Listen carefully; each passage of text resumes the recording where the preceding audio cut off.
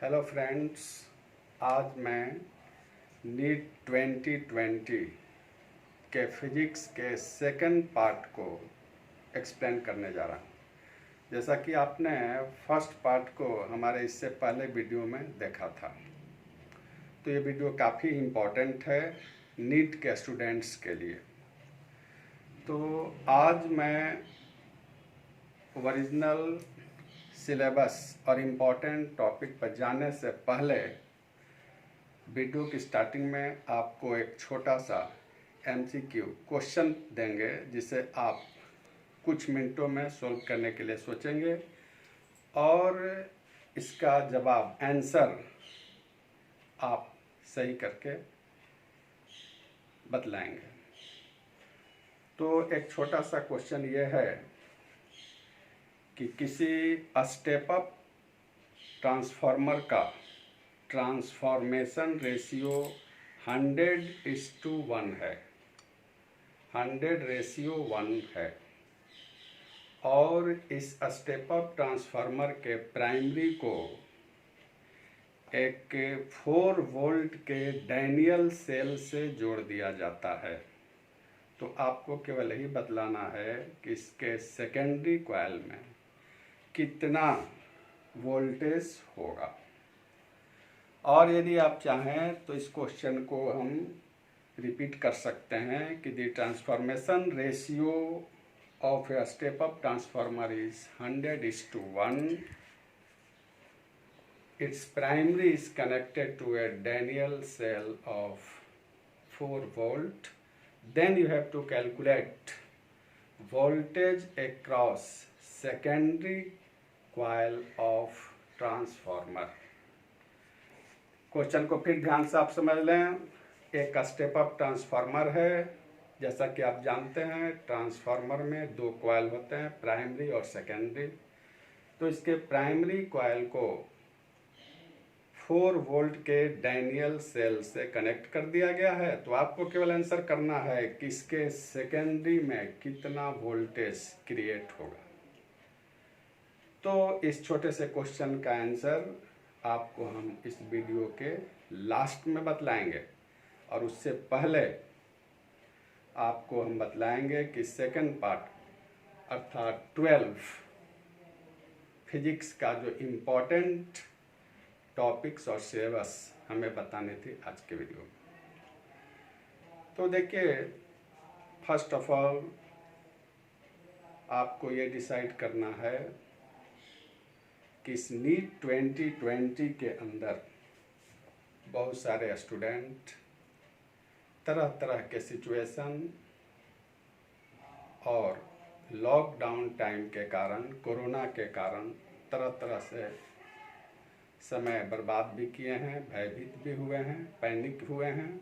लेकिन इन सब चीज़ों को छोड़ते हुए अब हम ऐसा आपको वीडियो इसलिए दे रहे हैं कि आप कम से कम समय में नीट क्रैक कर सकें, नीट क्वालिफाई कर सकें।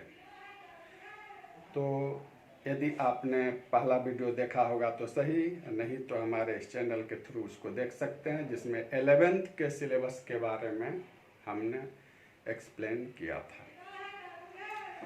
अब आज 12 के उस इम्पोर्टेंट टॉपिक्स और सिलेबस को बताने जा रहे हैं, जिसे मुझे उम्मीद है कि आप पढ़कर उसे अच्छे से अच्छे मार्क्स प्राप्त करके नीट क्वालिफाई कर सकते हैं। और एक रिक्वेस्ट आपसे भी है कि आप मेरे वीडियो को सब्सक्राइब कर लें, ताकि आगे भी आप इस तरह के इन्फॉर्मेशन और टीचिंग स्किल सारा चीज़ देखते रहें।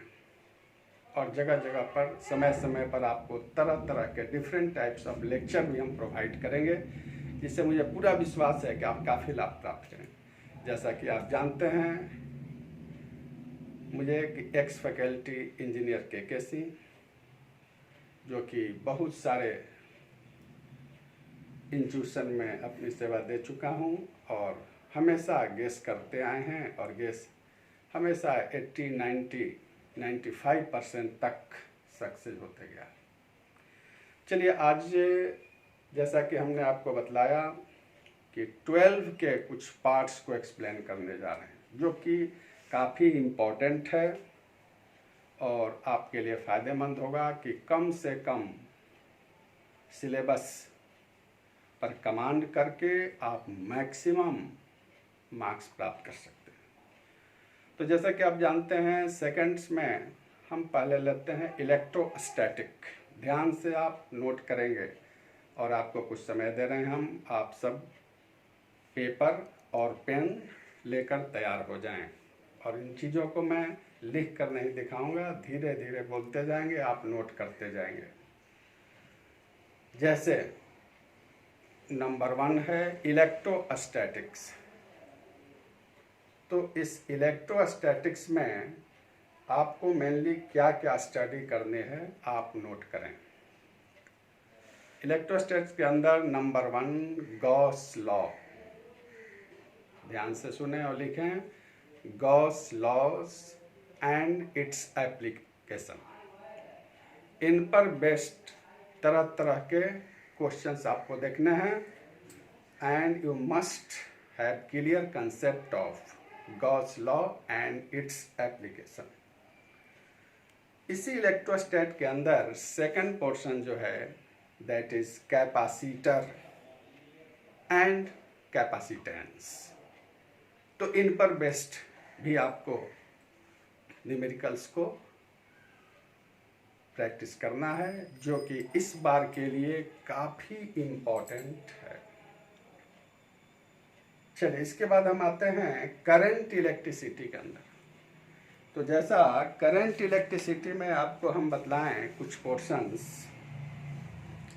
करंट इलेक्ट्रिसिटी में आप ध्यान से स्टडी करेंगे, पढ़ेंगे Kirchhoff's law, Wheatstone bridge, potentiometer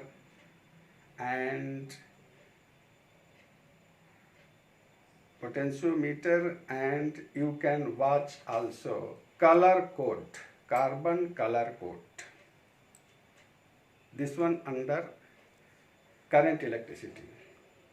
Next one is moving charge and magnetism. इसके अंदर आप देखेंगे, ध्यान से नोट करें, सोलेनॉइड, टोरॉइड, force between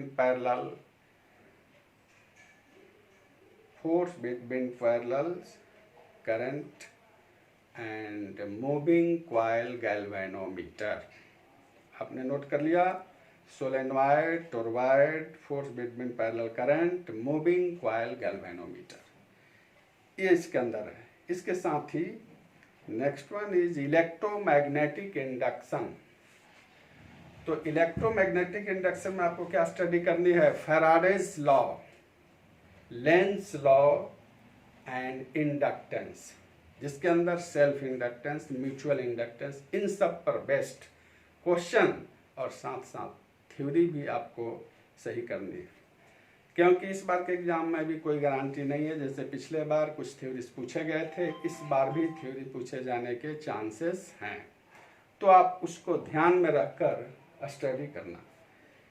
और नेक्स्ट इस पोर्शन का है alternating current, AC, that you have to study completely with numericals and different parts formulas.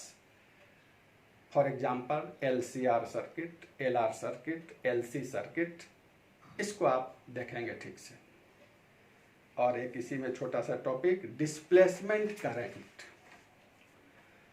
अब हम आएंगे ऑप्टिक्स के अंदर। देखिए, optics contains 2 type, ray optics, wave optics. लेकिन आपको पता होनी चाहिए कि कभी कभी रे ऑप्टिक्स में क्वेश्चंस थ्योरेटिकली ही पूछे जाते हैं और बड़े आसानी से आप बना सकते हैं।